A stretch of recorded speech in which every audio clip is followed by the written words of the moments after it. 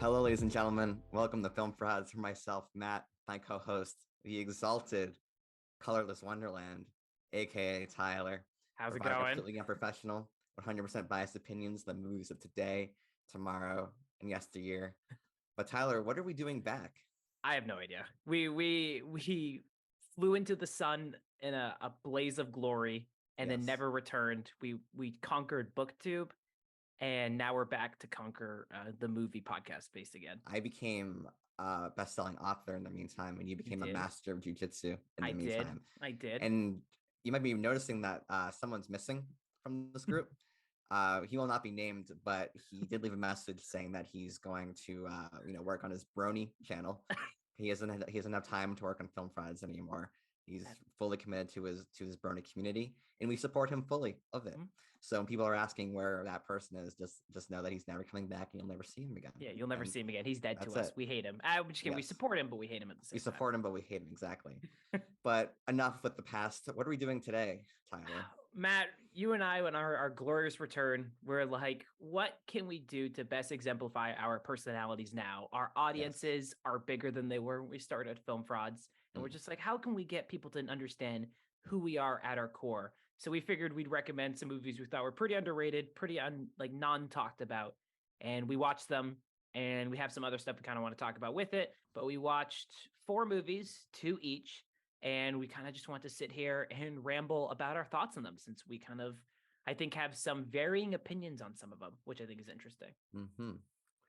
And so you're going first with your first hidden gem slash underrated movie. So this is the first movie we'll be talking about with the revived Film Frauds. The very first movie. We need to make a tremendous first impression for any new audience members. So Tyler, what movie did you bring to the table for today? The well, first movie well, you brought to the table. Well, Matt, in the illustrious year of 1974, there was a movie that released called The Taking of Pelham 123. It was directed by Joseph Sargent, a renowned director. He directed like 50 movies, but he also directed that shitty Jaws movie. We're not talking about that movie. We're talking about the Tony Scott 2009 remake of Taking of Pelham 123. A movie that I want to start off Film Frauds with a scorching hot take, I think is on par with the original. I know that is I don't think you've seen the original, right, Matt? Oh, I have.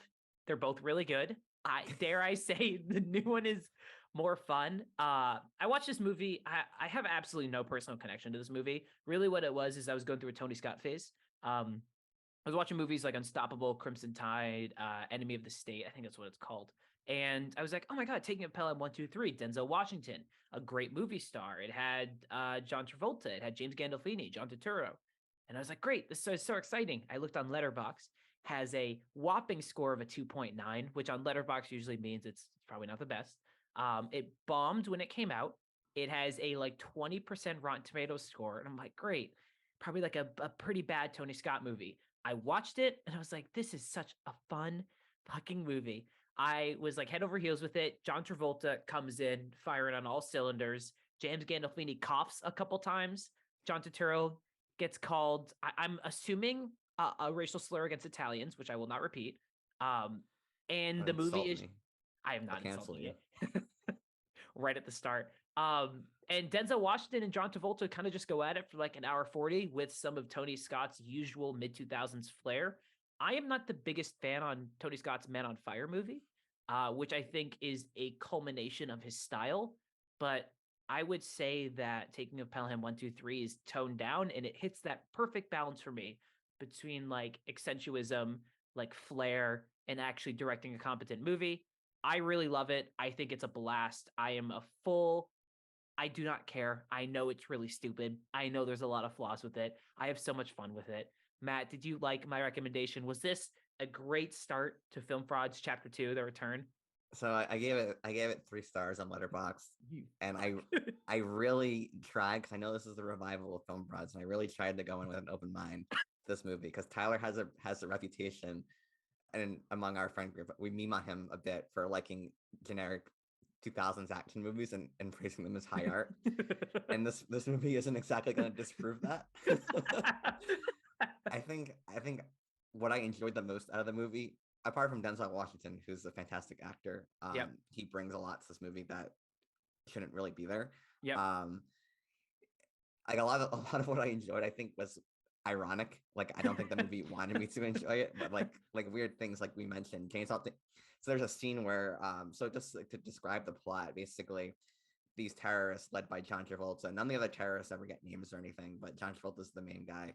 One of them gets a name. One of them does. Yeah, and he It's gets shot in the head. Yeah, Louise Guzman's character gets a name because they're like, oh my god, that's that guy, and I can't remember what it is. He probably got a nice paycheck for that movie. So they kidnap a train on Pelham whatever station in New York, and so they're basically like they want money, but there's also more sinister plot going on underneath them wanting money, and so basically they're in contact with Denzel Washington's character, who's like the head conductor of the train station or something. The train guy. And so they have because the movie needs to happen, John Travolta only wants to talk to Denzel Washington. So Denzel Washington is working with the terrorists and with the police and the mayor of New York to stop the bad guys. Yep. And so it is very reminiscent of Speed to me, and I think Speed does pretty much everything better. How is this? It's just because there's an action movie set on a train. Is you're gonna be like, this reminds me of Snowpiercer? No, well, no, Speed reminds me of. It's because from perspective of Speed does a better job of giving the characters on the train / bus more personality. Yeah. And part of what I enjoyed about this movie, ironically, was them attempting to give character to the people on the train, just in the laziest way possible. Okay. I want to hold on. Let's recap the attempts to give character. There's a teenage boy on a pre-Skype MySpace era. There's no Wi-Fi, so I don't understand how they were able to communicate, but it doesn't matter. Don't worry about it. But he's talking with his girlfriend. It gets hijacked. There's a subplot where he's like, tell me you love me, and he's like, ugh. And you're like, okay. Being a very generous word. Okay. There's also the a young mother and a boy. They get nothing. Yes. No, we find out that her husband was in the service, and then there's another guy who is in the service. Spoiler alert. I guess this is spoilers for Taking Pelham 1, 2, 3. It's not a very, you don't really know. If you've seen any kind of action movie, you know what happens. From the first. You won't go into really big spoilers. We'll just broad. Well, broad. But there's a guy who also served. Yes. He does not survive long. There's a guy who pees. And there's a little boy who pees as well. A little bit. You in your letterbox, you're like, it goes on for 5 minutes. I was so annoyed reading that. I timed it on my phone. I had a timer going next to my computer. Angrily when the pee stopped, I paused it. I was like, are you fucking kidding me? There's so much build up to it. And they go I don't want to go too much into it, but basically they show the little boy's stream of pee. And I'm just like, why would it go so far? What was the decision behind? First of all, the scene is just a waste of time. Second of all, they really push the PG-13 rating or the rated R rating of this movie with that. It's fair. So here's a few different things. Okay, so I actually do genuinely think this movie, and it starts off. One of my favorite things right at the start that I took note of is when you get to the actual, it plays the credits. It's showing John Travolta and his crew getting on the train, and you're like, oh, what is this? And then it goes directed by Tony Scott as a train goes by, and as the train goes by, his name zooms and flies into the train thing, and I was like, that's great. Denzel Washington, there's an attempt at characterization here. Denzel Washington actually has something interesting. There is this little kind of dilemma going on between a potential bribery subplot that you're like, oh, it humanizes, it's pretty good. But I think for me, you said that Denzel Washington gives a good performance, and he does. He's Denzel Washington. But to me, the standout is always John Travolta. He comes in, he's firing on all cylinders. He's super charismatic. He's super funny. And he just is the reason that I watch this movie. Every time he talks, I'm like, I don't know what you're doing, man, but it's working for me. I don't care about anybody else. I don't care about the fact that there's a scene where James Gandolfini, plays the mayor, is talking on the street, and the camera is fast-paced zooming in a 360, and it legitimately made me nauseous. I have so much fun watching these two combat each other. It is so entertaining to me. I think John Travolta's going for a lot, but I don't think he's good enough of an actor to like justify how hammy he is. Like I know he's being hammy, I know he's being over the top, but like I just don't like I think he's a fine actor. But I don't think he's like Denzel Washington hamming up, I think would be great. Yeah.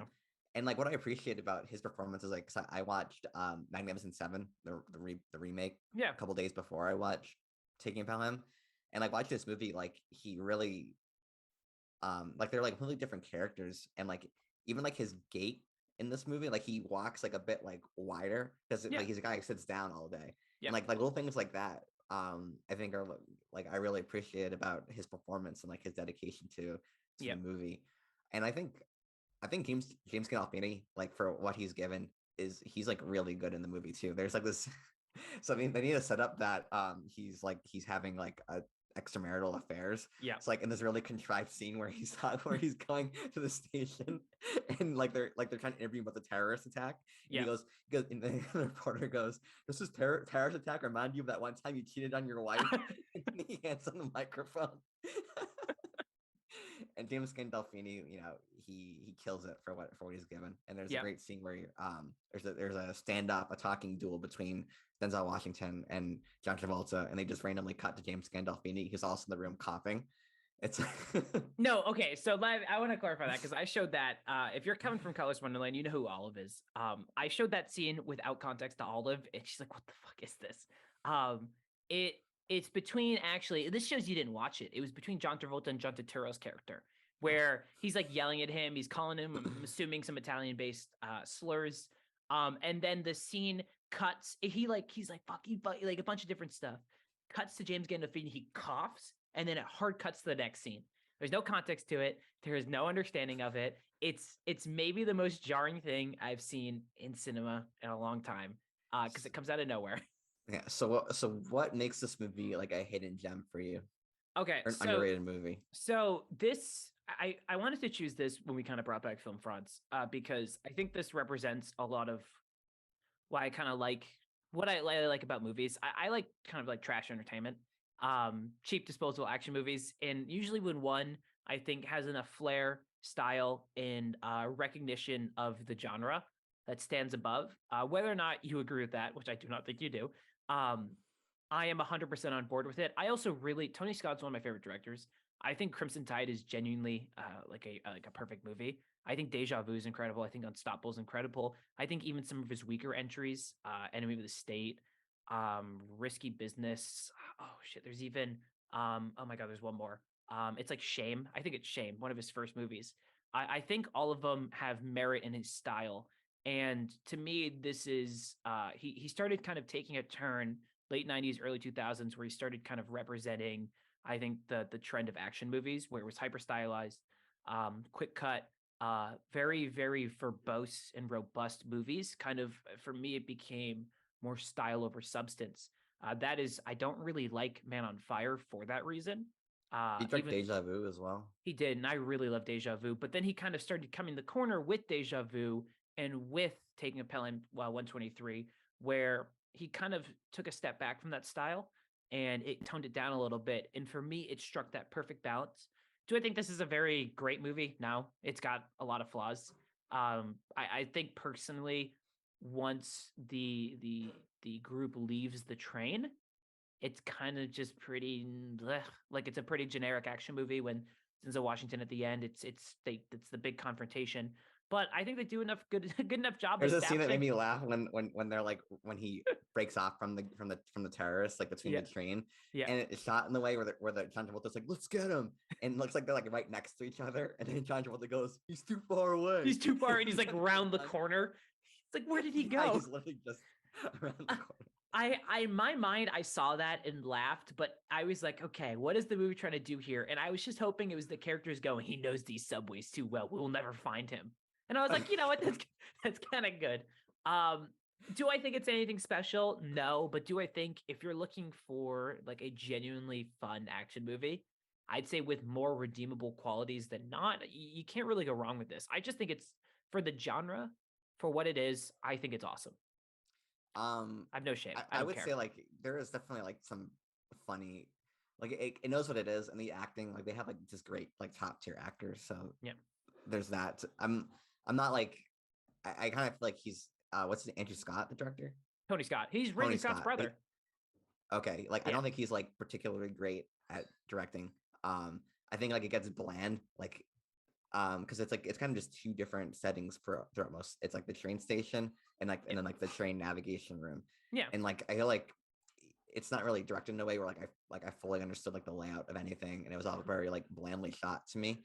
And then like when the train is like almost about to be derailed, Yeah. it's like they do that weird effect where like everything's like crazy. Yeah. And it's like everything's like kind of like fading characters, and it just wasn't all that exciting to me. I would say like I was during like the last conversation between Washington and John Travolta, like I thought that was really well done, really well on the acted. bridge. Yep. Yeah, on the bridge. You're my fucking It's hero, I think man.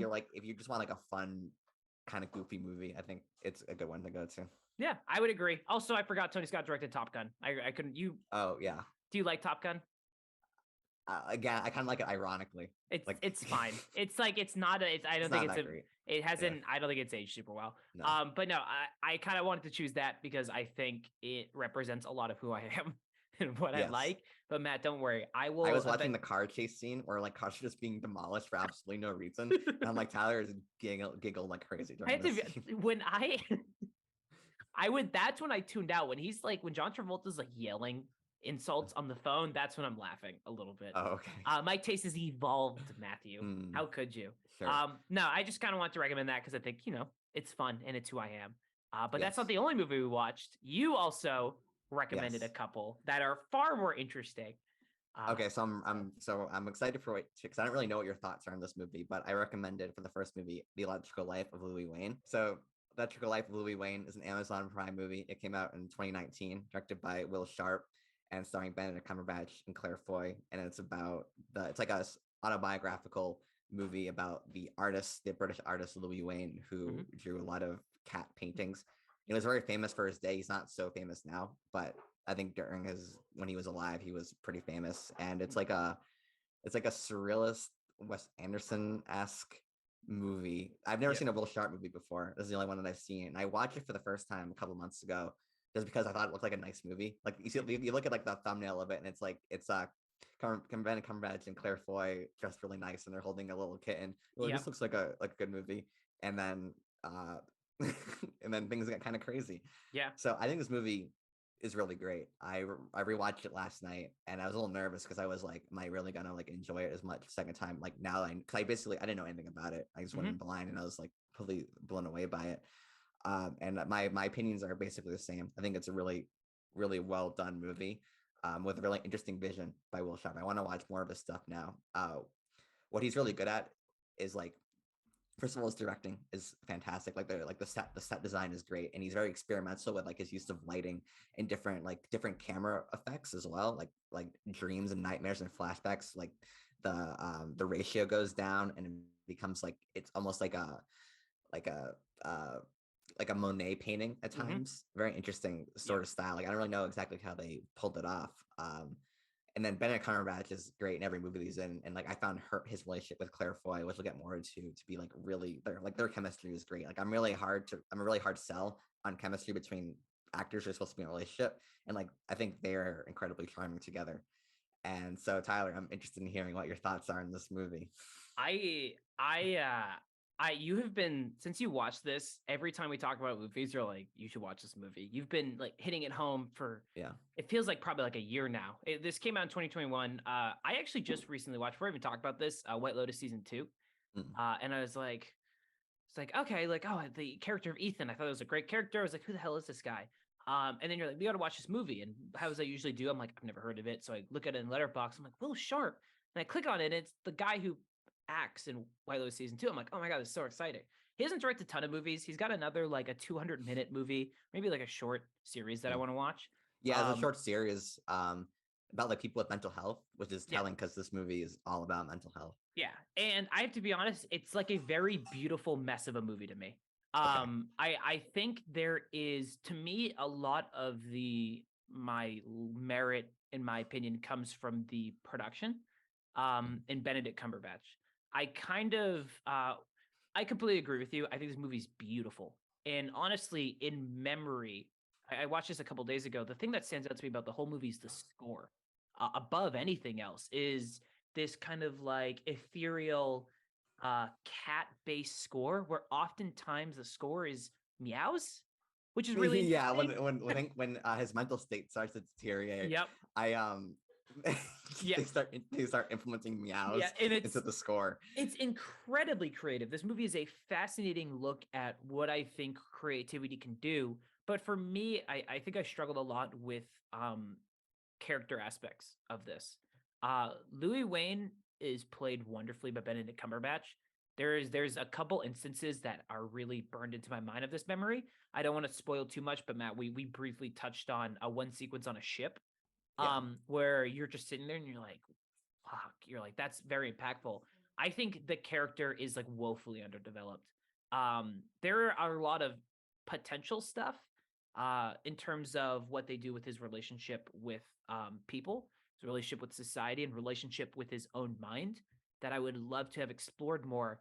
And I was very moved by certain sequences at the end for their thematic approach, but not necessarily the characters. It's complicated because I think this is a very beautiful movie to look at, and there's moments of genuine sincerity and honesty and like an approach to life and art that is like there were times I was like really well done, but I think there's a couple things that are just very heavy-handed. They kind of repeat the themes of the movie a lot, that kind of take away from stuff. But a lot of it is like anchored by wonderful direction. This movie's shot in 4.3, 4:3 aspect ratio, which kind of creates this also like vignette, like Monet style, like you were saying, mosaic style, not Monet. I don't know. I have to be honest, Like like it. pastel, like it's like pastel colors. Yeah, It's and pretty interesting. it's really beautiful. I definitely understand the Wes Anderson influences. There are certain sequences that are heavily influenced by Moonrise Kingdom. Um, Yeah. there are a couple sequences that feel like they're kind of ripped directly from Moonrise Kingdom, which is not a bad thing. Moonrise Kingdom is maybe my favorite Wes Anderson movie. But there are definitely times when the impactful moments I did not feel as much because I did not uh, feel as though the characters were as developed, especially Lil Wayne. There's stuff that I think is left on the table that I would love more time with. Considering this movie's almost 2 hours long, I feel like that was possible. So he's not quite as developed as John Travolta's character and taking No, you elements. understand the banker. He's a banker, Matt. He doesn't like the goal. He wants money. He hijacks the train to drive his money up. It's art. So I would actually, I do agree with you. Mhm. I think the first half of the movie is like incredibly solid. Yes, I, Um, w- I would argue the back half is more of my favorite, if I'm being oh, honest. okay, interesting. Yeah, So I should clarify that if you watch our Prometheus review, like I like movies that are kind of messes. Like yeah, I would prefer a mess over like a predictable movie, like yeah. any day. I would agree. And like I just feel like there's so much like the message to me with the movie, like what Louis Wayne's role is, like he's like it's like it's hard to have this movie without spoilers, but Mhm. I'll try my hardest. Like there's the first half of the movie is a little more quirky. Like there's like a lot of like legitimately funny moments, like when he's trying to talk to his editor and the Yep, editor's in the pool and he goes, yep. I think I should go for my swim as well. And he just gets Splashing, yeah, like purposely comedic movies, yeah. And then there's moments. also like him and Claire Foy, I think just kill it whenever Yep. they're on screen together. Like there's like when she follows him to the bathroom and he's like, this is the gentleman's laboratory. And then she confesses that she went into his doodles, like he has a Yep. notebook full of doodles, and he goes, that was very nosy of you. And she goes, yes, well, I am quite nosy. Yeah. Like they're so sincere with each other. Um and then in the scene right after that, like they run into the neighbor, and the neighbor's Yep. like, oh, you did a lovely eulogy at your father's mass. And then Yep. he goes, yes, he said it every time that we Yeah. talk. Yeah. You say that every time we meet now. Yeah. Yeah. There's stuff like that. They're so funny. And then it becomes like this like nightmare art house movie by like the Yeah. last 45 minutes or so. And it's like, because like it does, I mean, obviously it follows the guy's actual life, and he was a man who probably was on the spectrum and during a time period where like no one cared about mental health at all, especially someone who's on the spectrum, and they're like, oh, like whatever, he's just a weirdo. Um, and so he's not getting the treatment that he deserves. And there's I definitely picked up more statements on mental health issues on this rewatch. It's like what's used in the movie, and thankfully he doesn't ruin it. He's only in it for like 2 minutes, which is good. And like again, I just watch this movie and I'm like, I don't exactly know what you're going for here, but I'm okay with it because I like to come up with things on my own, basically. Yeah. I completely when you this is one of those movies that if you are like, this is the best movie I've seen in a long time, I really can't argue against it. I think there's a genuine attempt at creativity here. Yeah. But I really do think that creativity is overshadowed. I think okay, so this movie's set in Victorian England, and if you know anything about Victorian England, either from reading Victorian era texts, Jane Austen, the Bronte sisters, Anthony Trollope, anything, it's a even the movie says it's a time what's it called, condensed and like kind of like gated off by intense societal norms. So enter Louis Wayne, who is this eccentric, like you said, probably on the spectrum at a time when that wasn't recognized, who is battling clear mental health issues throughout the entirety of the movie, whether that is kind of like maybe some form of like ADHD, maybe it's some form of like Probably a anything. combination of a bunch of things. Yeah, and because he's like, there's all this is how I balance all the noise in my head. He has these reoccurring nightmares of drowning and ships and chaos, and it doesn't seem like there's stability in his life. And you're like, this is like an odd fish out of water movie where you have a guy battling conventional norms, you have the town gossip, you have the fact that Claire Voy's character is oh my god, what's her role in the movie? Governess. She's a governess, which is deemed as a lower society because Benedict Cumberbatch, Louis Wayne's a gentleman, but she's also older, so that relationship is marked by societal norms. And I think that stuff is really interesting, and how the relationship develops, and the onset of that, and how the movie kind of quiets down when they enter a relationship as she kind of gives him some peace and stability. But this isn't necessarily a spoiler considering it happens in the first 45 minutes of the movie. But Garfoy's character eventually succumbs to an illness. And then you get this kind of like drastic tonal shift, which I think then marks a far more interesting and complex analysis of a man trying to find peace through cats. And he also has like this, because like the last conversation he has with Claire Foy's character is like, they're like, it's like, you have this ability to bring people happiness. So like, even though, and he talks about like electricity, like he's like a conductor of happiness somehow. And even though his life is miserable, he's bringing people a lot of joy through his paintings of cats, basically. And it gets pretty surreal towards the end, and you can like probably interpret like what's real and what's not real, or like what's heightened and what's not heightened. And the movie's message gets kind of cluttered, but cluttered to me in a good way. Like everything, it never feels like it always feels like genuine to me, like consistently. No matter the tonal shifts the movie takes, it always feels like a genuine effort. Like I think Will Sharp is going for something very complicated here. And that's like partially why I admire it. Absolutely. No, I completely agree. And I think it's something that by the end is bordering on really, really touching kind of like bold ideas, but is hampered by, I think, a lack of development into who Louis Wayne is.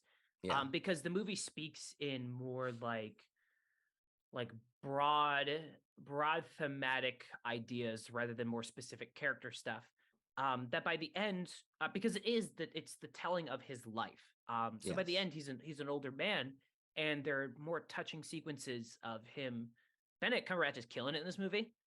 He's kind of like reflecting as an older man through like bits of honestly kind of like psychosis. He has a kind of moment, he reflects, and the score is like crescendoing, and it's beautiful. And you're sitting there and you're like, wonderfully touching about love, but it's missing that connection because I just wish we got a little bit more with him. I just wish we got more in terms of his youth, how he grew up there, more in terms of how he handles society. But it felt limited at times. But I honestly like Will Sharp as a director is something that I'm incredibly fascinated by now, because he's got a clear vision. I don't think this movie was made for a ton of money. No. Did you look up how much was the budget? Did you I ever didn't see see how that? much. It couldn't have been that much, I would imagine. Um, Because I never even heard the movie or saw a trailer for it. I just was scrolling through Amazon and it was there. yeah, and I wonder if it's an Amazon thing or a Will Sharp clout thing, but like Taika Waititi's in this movie for a second, Yeah. and you're like, Thankfully, oh, just a second. yeah, we're not big Taika Waititi fans. Or at least like 2018 and on Taika Waititi. Yeah. But like I'm kind of sitting there and going like, this Will Sharp could be a very, very like wonderful director if he can develop characters a little bit better. Because by my understanding, this is directed by him, and this was a story created by his friend. He co-wrote it. He co-wrote it. He created the screenplay, but it was based on a story, but based on the actual life. But honestly, like I think what I really loved about this movie is that it just didn't feel like a movie that we've seen recently. Yeah. It's unique, it's creative, and it came out on a major studio. It's funny, because I follow Sean from Big Picture Show on Letterboxd, and he gives this movie 2 stars. I don't get it. Yeah, I was surprised. I'm not like I'm curious about that. But no, honestly, I think I found myself more enamored with the ideas and the potential. There's like long, like psychedelic cat sequences, like a futuristic cat vision. This movie goes for it. Yeah, and I think coming off of movies like just like major cinematic releases, this felt like a breath of fresh air. And honestly, it's something that when the movie ended, I went, that was fine. Like I think I like it, and it's aging better in my mind than I had expected it to. There are moments in it, especially the sequence when Benedict Cumberbatch, Lee Wayne's older at the end, that have stuck with me a little bit more. I've listened to the score on my own, and it's really beautiful. It's a really beautiful movie, honestly. But not quite as good as Taking a Pelham 1, 2, 3. No, never as good as Taking a Pelham 1, 2, 3. Speaking of great movies, do you have anything else with that? I mean, no, I've pretty much covered everything I wanted to talk about. I hope the film Fraudians watch it. Yeah, this movie is about it. It's available to stream on Amazon Prime. Came out in 2021. If you're looking for a pseudo Wes Anderson nightmare fueled like commentary on mental illness in Victorian era Doesn't that England. sound like a blast? I know, and it's about cat. There are lots of cats in it. If you like there cats, are lots of cats. Becomes just turn it off after the first 45 minutes, and it's like a pleasant little short film. When they meet Peter the cat, just go and everybody lives happily ever after. Nothing happens to the cat. I actually do. There's one more sequence. This is probably the most I'll spoil about the movie. But when Claire Foy's character dies, you get no reaction really by Benedict Cumberbatch outside of sorrow, like kind of like sternful, like mourning. But when the Peter dies, he's like crying in a mess. That was like his last remnant of her. Yeah, and that's when everything that's when he's like truly alone. I thought that was very, very well done. Will Sharp, great in White Lotus, great director, good voice. We'll see what he does next. Yeah. We'll have you on the show. Will Sharp, you want to go on Film Frauds, Colorist Wonderland? We can talk about. I think this is a book too. Honestly, there are probably more people that watch your "I got into anime for the first time" video than people who watch The Logical Life of Louis Wayne. So technically, he would be honored to be in your company. Will Sharp, can we please come on and talk about? I don't want to talk about your movies. I just want to talk about Aubrey Plaza in White Lotus because she's great in that. And I just want to know what she was like. That's all. So the third movie that we talked about, this was my second recommendation. That was spring, summer, fall, winter, ... ellipses, and spring. This is a South Korean Buddhist movie directed by Kim Ki-duk. I just want to throw out there that when talking about this movie, we're aware that the director, who's since passed away, but had a lot of allegations against him.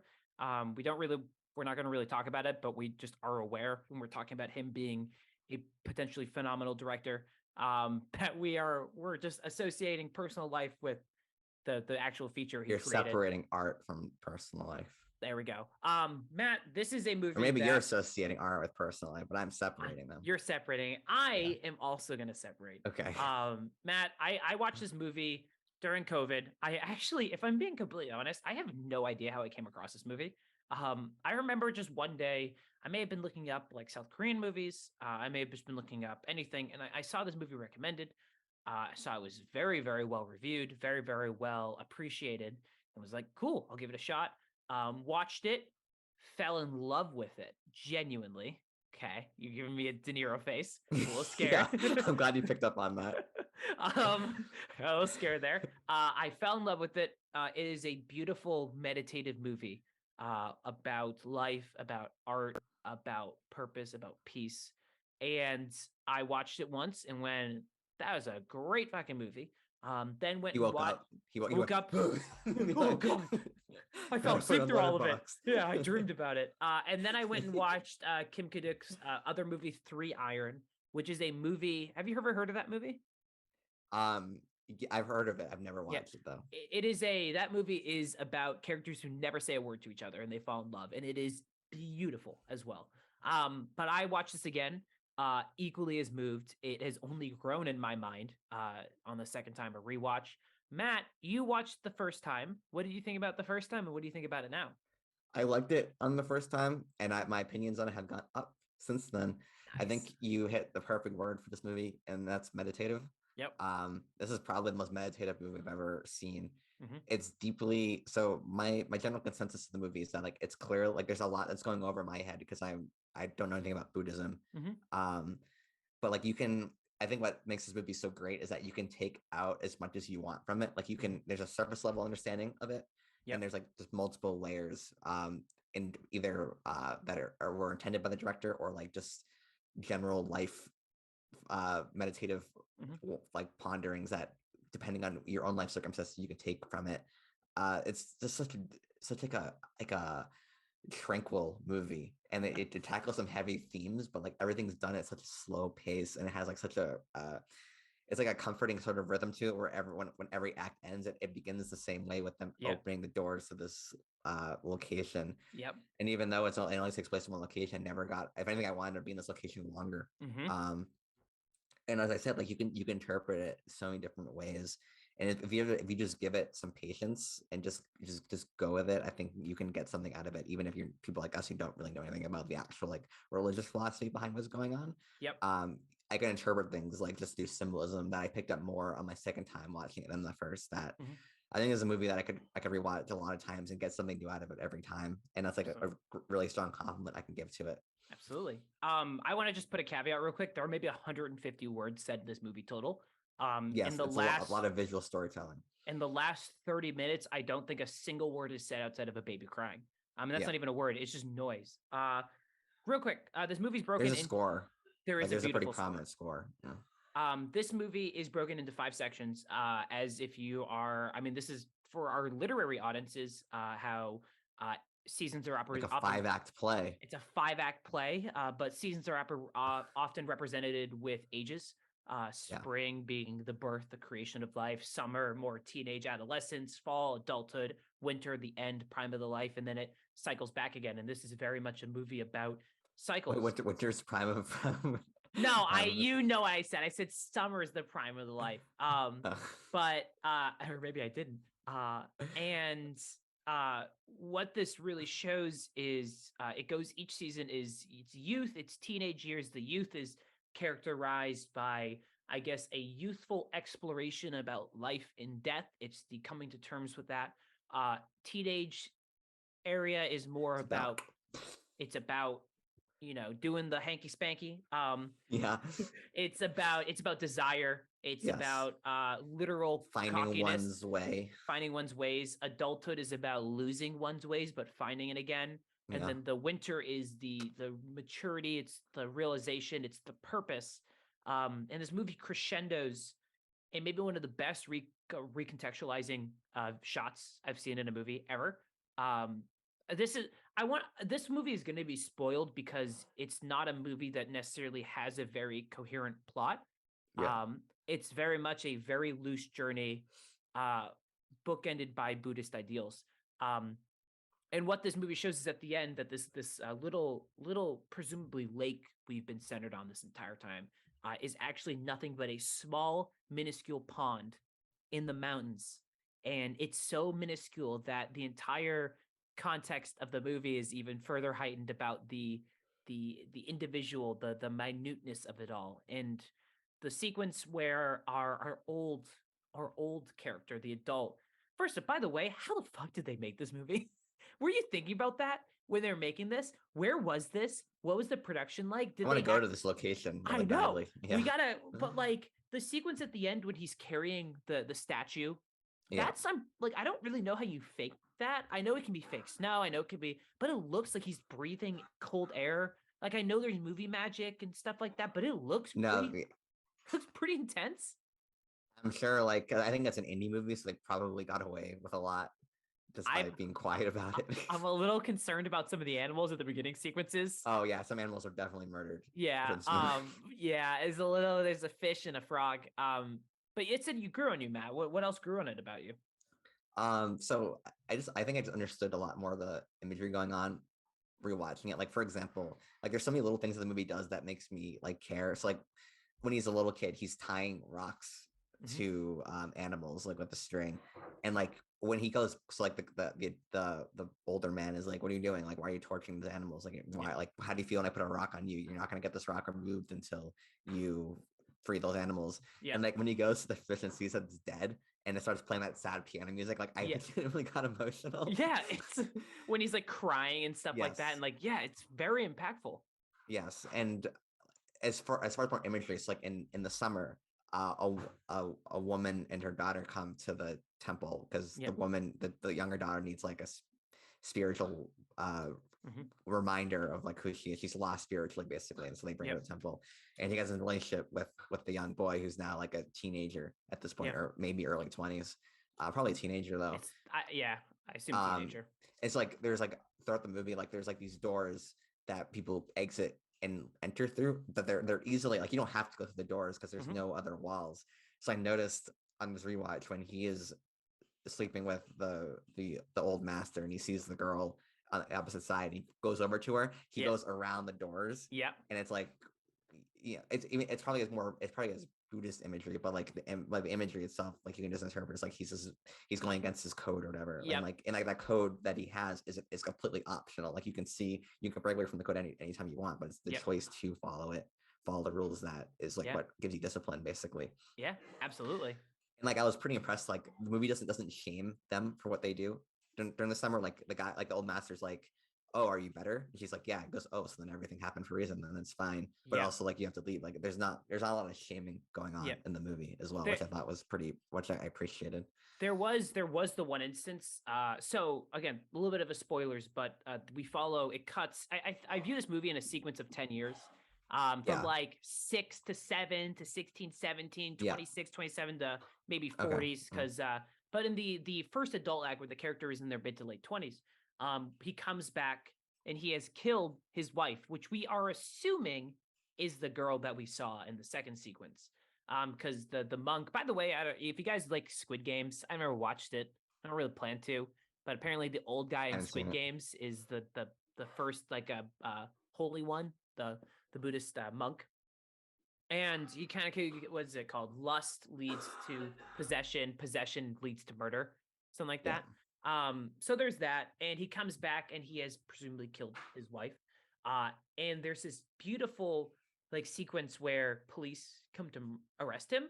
And he's like, let him carve the stuff. I was gonna mention that scene. Yeah, and well, why don't you talk about it? Because I could speak endlessly about it. So basically, the Grandmaster makes him so he uses a cat's tail to paint symbols on the deck where they live in the middle of this lake, and the cops are just really angry at this guy. They like just want to take him and go home, basically return to the civilized world.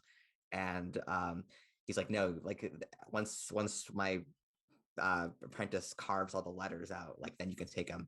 And if on one hand it's like it's forcing like the kid to like actually think about every single word of his religious text. He literally has to carve out each word and like think about it. And at the same time, like there's so much animosity between the detectives and this guy, and then by the end of it, the guy, like they're helping him, like they paint all the symbols after he's carved and he's passed out from exhaustion. And then like when they go to arrest him to bring him back, like one the cop wants to put the cuffs on him, and the other guy's like, no, like clearly at this point we know that he's not gonna like we have a better understanding of him. And it's like that slowness of just like sitting down and just like actually thinking about a situation. That was a really powerful sequence for me. I want to give like props to the actor during this because he comes in, he's so angry. He's like he has that scene where he's splashing the water and like throwing rocks. He's just all this anger, and when he's carving the symbols, the Chinese characters, he's like, you can see him, he's sweating, he's so angry. But by the time he gets like 4 lines down, you can see him calm and his face calms, and you can see the teachings, the anger leave his body, and it culminates in like the eventual, like he's like, I don't want to say peacefully, but he's just doing his task, and it's gone, and it's beautiful acting. And then that does lead to the like, now he's like the police officer puts a coat over him at night, and it's these like beautiful teachings of like acceptance and forgiveness and moving past one's anger, which we assume he was then probably led to prison, and he comes back as an adult, a full Buddhist monk, fully accepting of the teachings and whatnot. Yes, and that's like in that his, even though like spring symbolizes like the youth, it's also like a rebirth of the man as like as a disciplined Buddhist monk, basically. And I really just like one last thing I want to talk about for this scene. Like I love the imagery of like when he's like at his lowest low, and he like he puts like the scrolls on his face and says shut.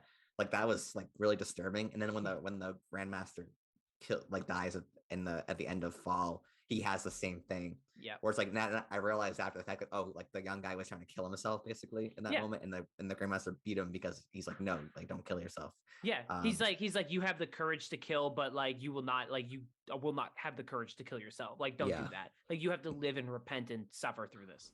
Yeah. It's a beautiful movie. Like I was just so impressed by it. Yeah. On the visually, it's these long. I actually was honestly more surprised. I remember the movie being slower paced the first time, but honestly, watching this, it flies by. Because I remember I watched it the first time. You're like, these are long takes. They're actually really not.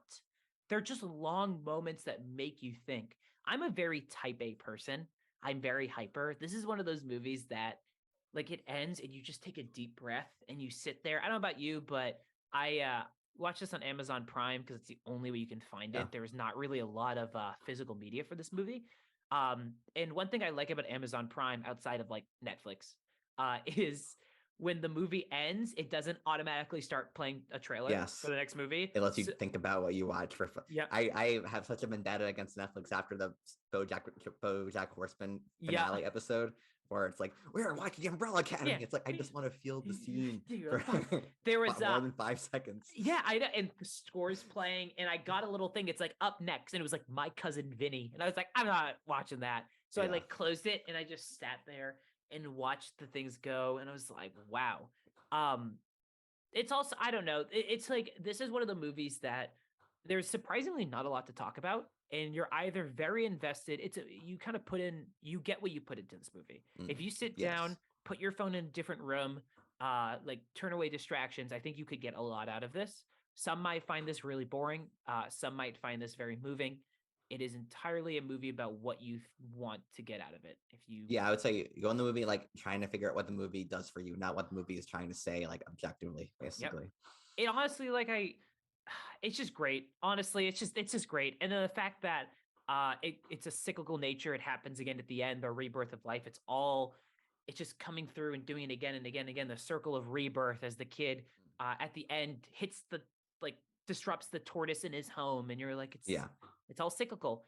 I'm glad you like this again more. I'm very I was a little impressed nervous that you recommended both Taking Pelham 1, 2, 3 in this movie. Well, I mean, I figured this perfectly encapsulates who I am as a film watcher. I love trash entertainment, and I love deeply thoughtful, meditative movies. I can be both. I'm a complicated individual. Want to move on to speaking of complicated individuals in movies, Matt, what movie did you recommend? So the last movie I recommended was Cold in July, 2014 movie directed by Jim Mickle and starring Michael C. Hall, who you might know as Dexter from the TV show Dexter. Also has Sam Shepard and Don Johnson. And this is a literally movie that nobody talks about. This is like my 3rd or 4th time watching it. I don't remember why I watched it for the first time. Yeah.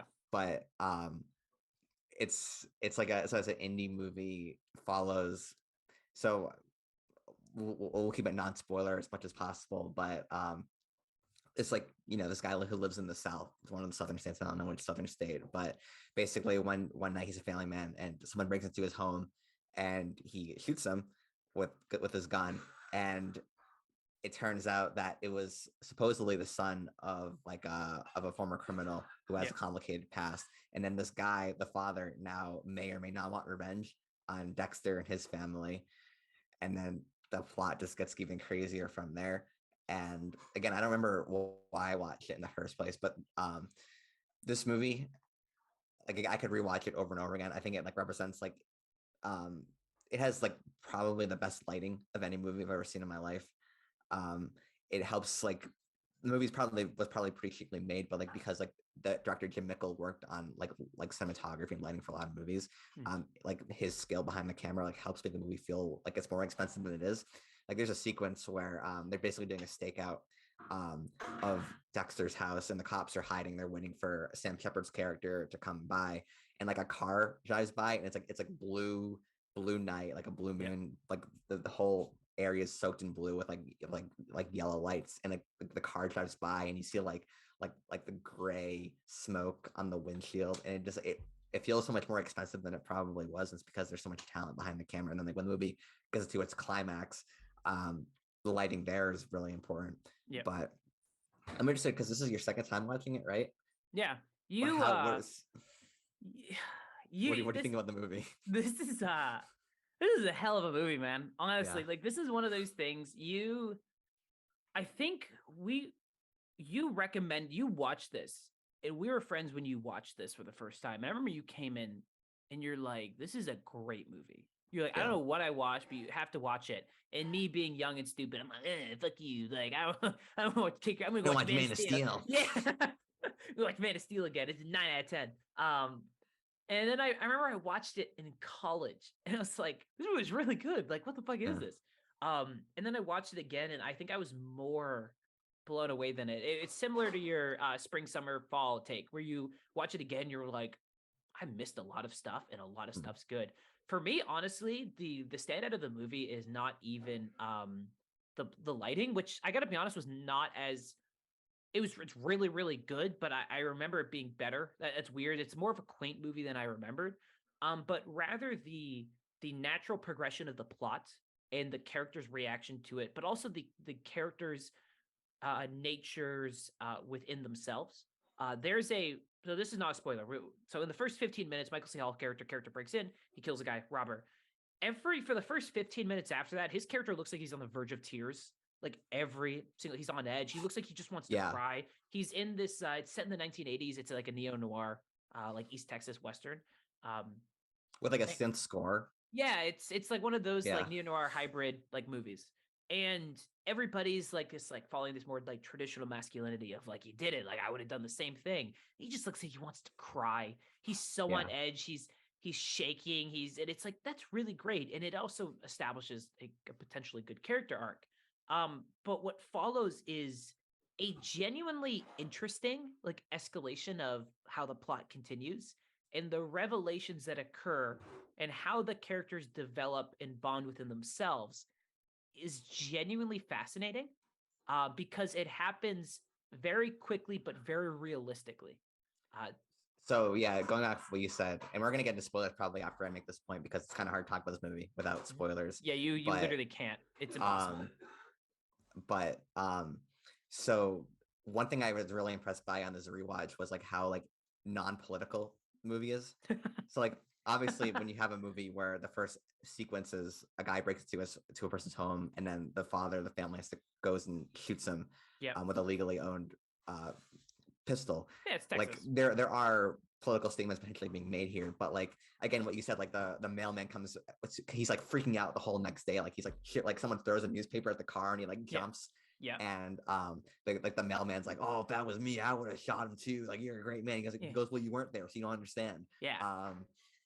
And also at the same time, like it focuses more on the trauma of that situation than like making any political statement. It's like so when he comes back from the police station, like all the blood is still there, and he has to work with his wife to clean everything up. I found that scene, even though like this, I found it to be really endearing. Like it was kind of sweet in a weird way. Like they're a team working together, and you know they're just trying to make the best of this awful situation. Yeah, when he dumps the bucket of blood in the toilet, you're like, ugh. You're like, I didn't think about that. It reminded me of the scene from Sympathy for Mr. Vengeance, where like the father is like sitting in the room with his child, and it's like all this like kitty stuff around, like also dealing with like really heavy subject matter at the same time, like the contrast of the family veneer versus like what reality can actually be. Yeah. Speaking of Sympathy for Mr. Vengeance, similarities to Sympathy for Lady Vengeance too, isn't there? Or with the VCRs tapes. Oh, okay. So we're gonna get into spoilers. We'll get into that, but we'll talk about that. You mentioned that, I was like, I know what that is too.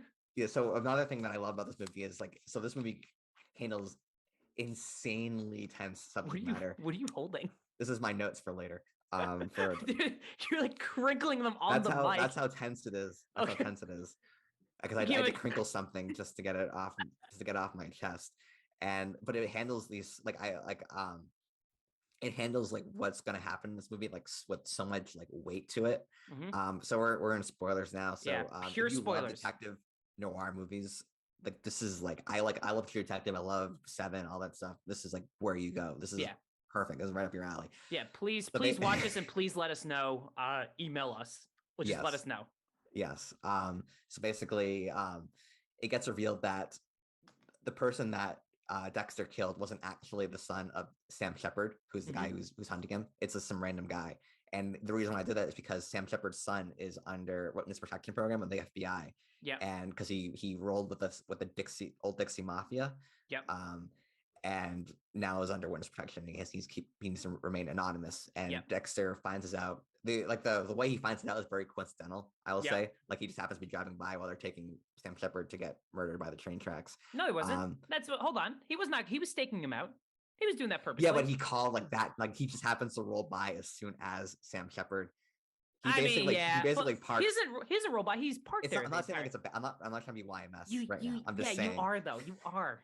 You fuck. I'm just saying the movie's great. It's a 5 out of 5 for me. And so like basically Dexter and Sam Shepard have to work together to figure out like what's happened to Sam Shepard's son, and they recruit Don Johnson, who because like him and Sam Shepard were Korean War vets, and Don Johnson gives this one of the best performances. He's so funny in this movie. Yep. But basically like they find out that his son like makes smut films. And like murder smut films. Like yeah. And like when Sam Shepard is like watching the tape, like that was incredibly well done. Yeah. Like considering like it could have been so like exploitational and like dirty, but like the way they handle it, like the dramatic weight to it, I think justifies it. Like I'm fine with whatever you do in a movie just as long as you give it like the weight it deserves, basically, is how I feel. And it does. Yes, and it absolutely does. And I'm gonna talk about the last scene really quickly because it's just so related to what we're talking about between the father and son relationship. Yep. The scene where because Russell what's his name? Kurt Russell's son plays Wyatt Russell plays his son, and it's basically Sam Shepard shoots him, and as he's dying, Wyatt Russell goes, "So you're my dad?" And he goes, "Last time I checked," and shoots him in the head. Yeah, I forgot about that scene, and like I thought that was like pretty great. Yeah, there's that wonderful. I have a lot of things to say as well. There's that just real quick. There's that wonderful subversion at the end when they finally get to the confrontation with Wyatt Russell, his son, and he's like cowering behind a very visible chair where he's like loading a gun. You see all of his body, and you're just like, that's interesting. I feel like we skipped over the escalation of the plot a little bit. The synopsis for this movie reads: a man kills like a home intruder and is then staked out by the father of the intruder. And you're like, that's really interesting. The conclusion of that is within 25 minutes of the movie. Yes. It is, and the movie is an hour and 50 minutes long. A home invasion, the father comes and like vaguely threatens Michael C. Hall's character. He's in the house, he gets captured, and you're like, oh, you check the runtime, you're like, I have an hour and 25 minutes left in this movie. You're like, what the fuck? It feels like the stakeout like could have been the climax of the movie as well. Yeah. Like if it had been played out much longer. The sequence when it's revealed that he was in the house and Michael C. Hall goes, he's in the house, and then yells, and you're like, that's really interesting. It then goes to he was arrested, but then it wasn't actually him, and he's like kind of harping on that. He sees the detectives try to kill Sam Shepard. Yeah. Yep. And then he saves him. And then it's kind of like, what the fuck is going on? They reveal it. It reveals like they try to find his son. Son reveals to make smut films, kills people. And then that's the escalation of the movie. And it feels so natural. But what I really loved about this movie is like the character's inability to get rest. Not like they couldn't Yes. sleep, but their Michael C. Hall's character at a certain point has no reason to be in this movie. He has served his duty, but his justification is, I didn't know who I shot. It's not a very good justification. He has a family, but his inability to accept his role in everything is in this his desire to see something through. He can't sit still at home. He can't sleep. He stays up. And you're like, this is really he interesting. wants like that challenge. So basically, like he only shoots the intruder because the clock goes off and it causes him to flinch, and that's why so it's like he's trying to test himself too, to see like if he's a good person just because he's a coward, or if he's a good person because like he's actually a genuinely good person. Yeah.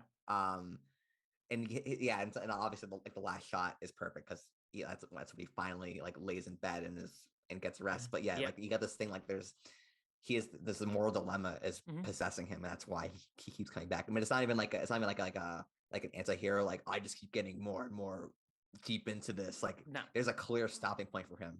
Yeah. He just wants to do this one thing. Yeah. Prove to himself that he can basically fight for good. Yeah. And, he literally leaves. Done. He leaves and he comes back, and they're like, why are you here? He's like, I don't know who I shot. And you're like, okay. Yeah. I also really loved, I talked about kind of like the relationship between the characters, and the moment that really stood out to me on a rewatch was Sam Shepard's character like stops a fight at a bar for Michael C. Hall's character. The mailman comes back drunk, and he's like kind of picking a fight, and then the guy comes in and like stops it, and he's like, I didn't want you to cause a scene. You're like, there's like a sense of companionship, which makes sense because he saved his life. Their relationship evolves, and it's very endearing. Yeah. And then you get kind of the moment they spend maybe about 20 minutes at Don Johnson's house, kind of just like we're like planning and thinking, and you kind of like get this sense of like purpose, and they really are like, we're in this together, we know what we have to do, and it kind of culminates in like a really interesting set of teamwork at the end, when it's almost like Greek tragedy-esque, where it's like the father has to watch his son do like one of the worst things you could possibly do. Yeah. He's somewhat responsible because he was a bad father, or an absent father, and then like he's like, I have to repay this debt basically, and like put down my son. Again, like it's handled with so much weight too. It's not like some like flimsy thing where it's like, oh, now we're gonna have like all these crazy action scenes. Like it definitely, like Sam Shepard carries that narrative weight of like how awful this thing that he has to do is, but still he feels like he has to do it. Kind of like how Dexter feels like he has to be part of this. Yeah. The only one is like Don Johnson, who's more just like, I want to solve the case. And you're like, you're like, it's fine. That scene where the guy backs up into his truck, the other guy who works with Wyatt. Yeah. And then he goes, you're paying for this whole thing. And he stands up and goes, we'll split the cost. Yeah, we'll split the cost. He gets punched. You're like, that's funny. This is a really like, it's just a surprisingly like, Sam Shepard honestly was the standout. When he first came on, I thought he was, do you know who Michael Rooker is? Yeah. He's in all the Guardians movies. He's like in a bunch of James Gunn stuff. Yeah. I thought he starts talking, I was like, is that Michael Rooker? It's like, sounds like him. I was just more impressed with like just the father's acceptance, like you said, of just like, it was a bigger part of the movie than I remember. But there's that scene where he's kind of like sitting in the car, and he's like kind of like knows what he has to do, and you're just like, this is like, it makes sense, because they also go like, why are these characters give a shit? Like, why do they care? Yeah. You establish why Michael C. Hall does. It's because he cannot feel rest, and then he learns about this bigger thing that would then accentuate his feeling. Then you have Sam Shepard's character with his son, but then you also have the line of like, well, why don't they just go to the police? They have the evidence. And it's like, well, the police know what is happening because he's in witness protection and they can't do anything.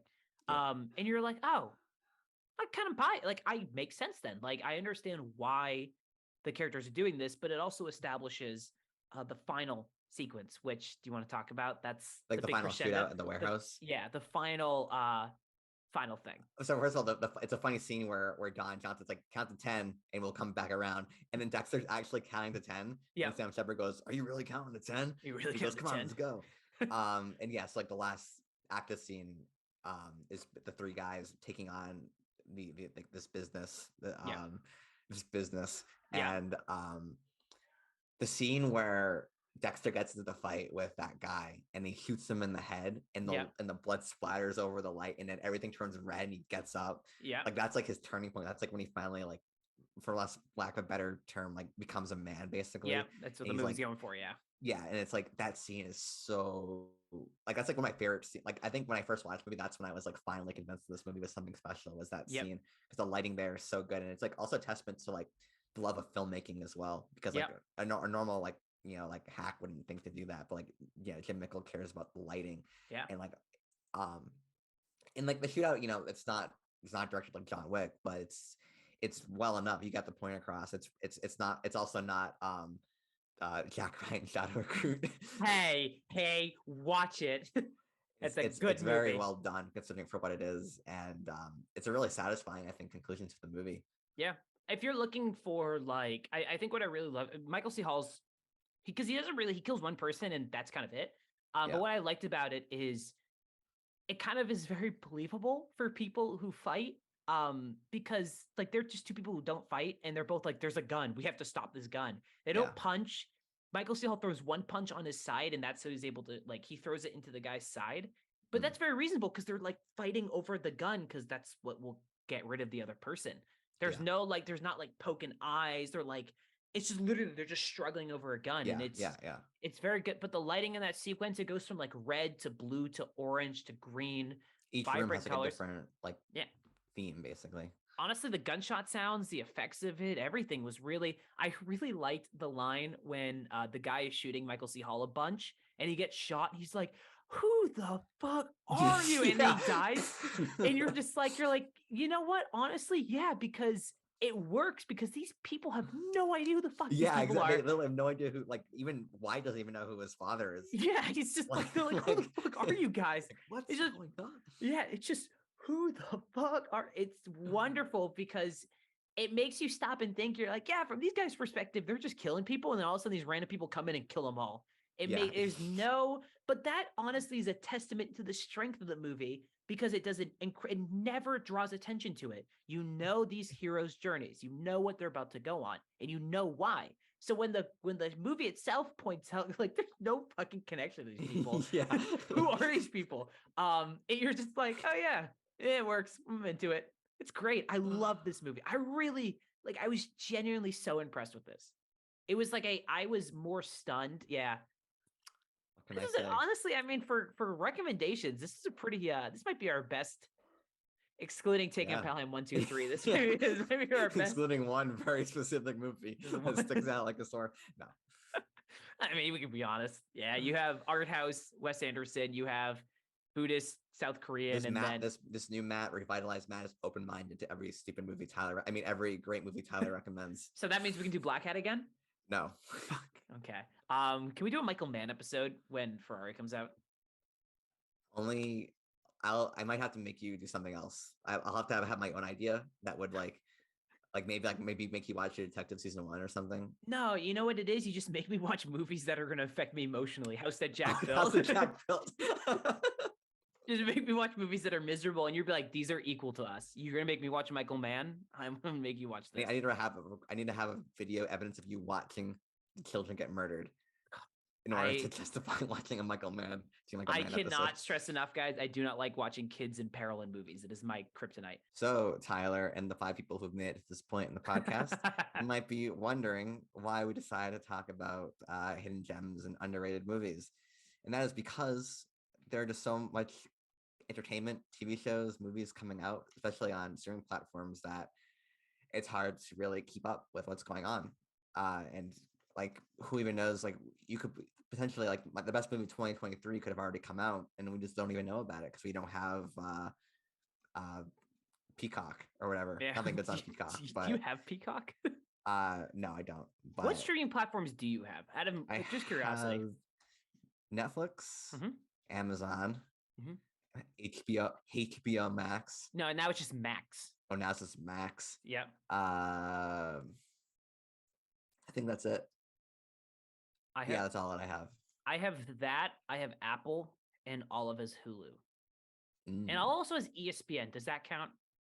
that counts. Okay, so then there's technically, yeah, but no, I was just more curious. I'm curious what people have now. So do you have Would you Criterion at say all? Apple Prime, Apple Plus is worth it? Oh yeah, so actually, okay, so let me ask you this. Let me ask you this. What's your favorite streaming platform right now? Is it HBO? Yeah, probably HBO Max. Same here. Apple's fine. It's got probably the best like interface out of them all. Mm. But this like Night and Day was like one of the premiere movies, and I was like, I want to watch that. I'm gonna watch that. But yeah, we kind of me and the he who shall not be named. Yes. Drunzo, Mark. I steer from my mouth a little bit. Yeah, Mark. We were kind of just all talking, and we're just like we got into that. Like, do you guys remember this movie? You remember actually that movie? Like, you remember Overlord? Remember that movie? Yeah. And we kind of just started talking about that, and it kind of led to the catalyst for this episode and our return. We're just like, holy shit, a lot of movies are flying by. But Matt, I know that you had a list of movies. I was teasing it earlier and I was crinkling. I'll talk about smart films. Yeah. I don't think those are short films on there. But you would just have a list of like, do you remember those movies? And I just kind of want to know what you did. I did not do this. So here's my research I did earlier this morning. I thought Tyler had already done research, and I was wrong. The Predator. The 2010 one or whatever with Adrian the one directed Brody. by Shane Black. Oh, you saw that, right? I've seen it. And remember, I only bring it up because like there was so much hype around it because it was like, oh, Shane Black. He just made The Nice Guys in Iron Man 3. Now he's trying to Predator. How could this possibly go wrong? It's terrible. Then it was terrible. Did you see it in theaters? No, I watched it on like TV. Like I saw years it after it came out. You saw it in theaters? I was one of the 19 people in the world who saw it in theaters. Your theater going was like 50% of the population that saw the movie. Yeah, absolutely. Yeah, 100%. Death Wish, the reboot with Bruce Willis and Eli Roth. Have you seen that movie? No. I have. It's terrible. Yeah, bad. I like completely forgot that they even tried to reboot it. I remember there's a scene where like Bruce Willis was like going like this to some guys in the trailer. Yeah, bang. Yeah, it's like pretty bad. Just totally taken from Gran Torino. Yeah. Wait, let me ask you this before we continue. How did you find these movies? I googled like 2012 movies, and then I like looked down the list. 2013 movies went down the list. Okay. Picked someone that were interesting. Wrath and Clash of Titans with Hollywood star Sam Worthington. He was in every movie from 2009, 2012, and then everyone realized he was a terrible actor, and then he stopped being in movies. He's not a bad actor anymore. He's fine in Avatar too. Do you like those movies? I actually rewatched Wrath of the Titans, because that's the second one, like a year ago. It's just like sword and sandal like fine. Garbage. Whatever you fine. Whatever you say, it's a good movie. I stand by it. Okay. John Carter. I remember John Carter. Oh, here's a good one. Grudge Match. The fuck is Grudge Match? Oh, is that the Stallone De Niro movie? Yes. Okay, the boxing movie. I forgot about that one. They're old. I remember that was hyped as like Stallone and De Niro finally sharing the screen. Again. They're back again in Grudge Match. The Last Witch Hunter. Vin Diesel's he was gonna make a brand new IP to make billions of dollars. Oh, remember Bloodshot? I do not remember Bloodshot at all. Or Bloodsport? No, that's Van Damme. Bloodshot is you watched that in 2020. Yeah, that was like one of the first like COVID movies when he's like a guy with like mutations. Oh my god, I forgot about The Last Witch Hunter. Yeah, okay. Bad. I've seen it. It's bad. People, this is not really like. I just think it's funny because like this movie was like acclaimed and now no one talks about it. Shape of Water. Oh yeah, I forgot about that one. That movie was so mid. No, you're fucking wrong. You're wrong. It won best. The only good movie Guillermo del Toro did was Hellboy 2. You're nuts. Have you seen Pan's Everything Labyrinth? else it was garbage. Nobody's gonna watch this again because you said that. Hellboy 2 is great. What's the other crappy movie he made recently? Nightmare Alley. Are you nuts? Nightmare Alley's good. Do you watch that? So boring. He doesn't know how to write characters. He has interesting visuals, but his movies are always 3 hours long, and no one says anything interesting throughout the whole film. You mean this movie? Fuck you. I haven't seen Pan's Labyrinth, so I can't comment on that. Pan's Labyrinth But is great. Also, yeah, for the audio listeners, I just out of the depths of nowhere, I pulled a Nightmare Alley 4K Blu-ray. the Hobbit movies were better without Guillermo del Toro directing them. Oh, those movies fucking It would sucked have on a only been rewatch. worse. Remember we rewatched those for old film frauds, and it was just Yes. these suck. They're just not good movies. Why can't he just make Hellboy movies? Hellboy 2 is so good. Really. Okay. Next What else? one. Mother. We saw that together. Did we see It's that on in together? theaters. That's the movie Okay. when remember like every YouTube channel made like like my interpretation of Mother. Yeah. It's like there's only one way to interpret it. It's the Bible. Yeah, it's the Bible. It's literally one The way to Bible. interpret it. Yeah, I There's remember no that. other way. Mother. And then finally, this random movie. Do you remember Mortal Engines? Oh, fucking Mortal Engines. No. It's like a Peter Jackson produced movie. Like it was supposed to be like it looked cool. It's like a Y. It was like during that like mid 2000s where like every YA novel was being adapted. Yeah. But I remember I was scrolling. I wanted to see it. I never got around to watching it. But yeah, Mortal Engines. Okay. Matt, I pulled up some Letterboxd movies of my own. Okay. Matt, do you remember Exodus: Gods and Kings? Yes, I haven't seen it, but I remember. Okay. I remember it got a lot of like hate for like whitewashing. Okay. Do you remember The Hitman's Bodyguard? Yes, because we talked about it recently. I'm just going through my Letterboxd rewatch. Do you remember Olympus Has Fallen? I've seen that. I've seen Olympus Has Fallen. It's not that good. Okay. Do you remember R.I.P.D.? Yes, I remember R.I.P.D. because I saw the Netflix trailer for it. Do you remember Two Guns? Two Guns is a good movie. Mark Wahlberg and Denzel Washington. Do you remember Rampage? Unfortunately, yes. This is concerning how many of these movies I have watched. Do you remember The Guilty with Jake Gyllenhaal? It came out in 2021. No, don't remember that at all. Okay. All right. Well, do you remember Reminiscence? No. Okay. Well, that kind of proves our point. I was really I was really thinking, I'm so glad people are going to watch this for 10 minutes of, do you remember this? Do you remember this? You make a disclaimer, stop watching this episode at this point. Yeah, now we're just throwing shit at a wall. Honestly, I wanted to talk about this point because I really wonder what the excess of streaming culture is going to do to like mid movies, not like mid like quality, but just like mid-tier movies. Things that inherently might not have like a lot of face up value, but are still like movies that you go, didn't think I wasted my time. Are you bored of me, Matt? Matt's yawning right now. Just yawned twice right into the camera. I really wonder, just as we get more and more movies releasing, because more and more movies are being made. I mean, I'm glad that there are more options, but I kind of wonder what that does to movies over the long run, especially in the advent of streaming, where physical media isn't a thing, and movies can kind of just be forgotten because you don't have them on your shelves. Wes Anderson made The French Dispatch last year. Never watched it. Never watched it. It kind of came and went. It's a Wes Anderson movie. I just am really like Boyhood was a big thing in 2014. Love Boyhood. You know, it took 12 years to make. Fuck you, get out of here. There's just I know I would actually, because I like Richard Linklater now that I've seen the Before trilogy twice. Yeah, those are good. I've been tempted to give Boyhood a watch, but it's 3 hours long. I just could not bring myself to do it. I'm just curious what you think, and I wonder what sticks in like popular movie culture. Parasite, I think, is still very like there. But I wonder if less and less movies have an impact or a cultural impact, because we can watch it one week, I mean, and then they're gone. Or now movies have anywhere from like 14 to 21 day theatrical releases, and you can stream them on Amazon for $20. Yeah. I think it's really interesting. What do you think? I agree. You just agree? I mean, it kind of depends on the movie. I would say, like, I think some movies are better like watching at home, and some movies are better watching in the theater. So maybe like I think that like the benefit is that you can miss a movie in the theaters and then just be able to watch it pretty immediately after, because a lot of people have really nice TVs as well, which with really good surround sound. I'm not like I don't have like a hallowed view of like going to the cinema really. I think it's nice, but I don't think I feel like I have to do it in order You're to like fully nuts. appreciate a movie.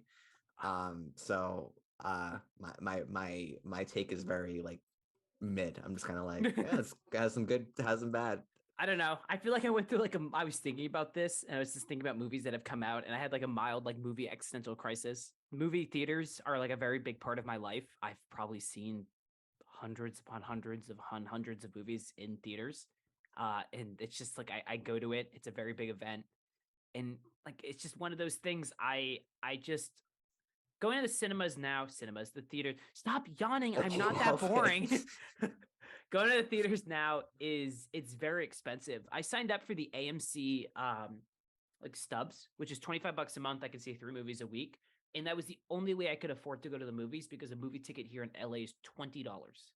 That's For very expensive. yeah, for any like normal, like it's like maybe a matinee is like 17, but for $25 a month, and it's like, oh, if there's 2 movies that I want to go see, I'm going to pay $40 plus $25 for parking. And it's kind of one of those things where it's just, I don't want to get like too existential about the danger of the not the danger of movies, but movie culture on our very first Film Frauds episode, because I imagine over the next however long we do this, I'll have a mental break from sanity. And I don't know. I wonder if it's something to think about. It's an idea I want to put out in our first episode, and we can kind of track the more we do these. We'll see what happens. A lot of theaters near me are all closed down, Yeah. so I have to drive pretty far to like actually even see like a new movie. Dang. Which is unfortunate. But like I don't know, I just feel like there's so much quality. Like the streaming services, like I remember like 10 years ago, you try to watch a movie on Netflix and it was all like staticky looking and stuff. And now like Yeah. picture is like so sharp.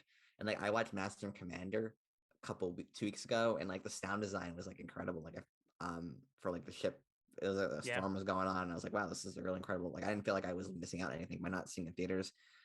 I do miss like when we were in college, like our like local art house theater, like that kind of Yeah. stuff. I do kind of miss. Yeah. Like Alien played in the theater, and it's like never. I only seen like I've seen Alien like 100 times. I only got to see it in the theater that one time, and it was Yep. really cool to see. So I think like I kind of like it in that sense. I'm not like not so much like into like popcorn in one arm and slushy in the other. You don't know movies. That's what I do. I go. When we saw it in the movie theater with like and it was sold out, like I wanted to die. Like I couldn't breathe. I felt trapped. I don't like being around people. Like, You're like, I want to be in my house. Fuck everybody. yeah.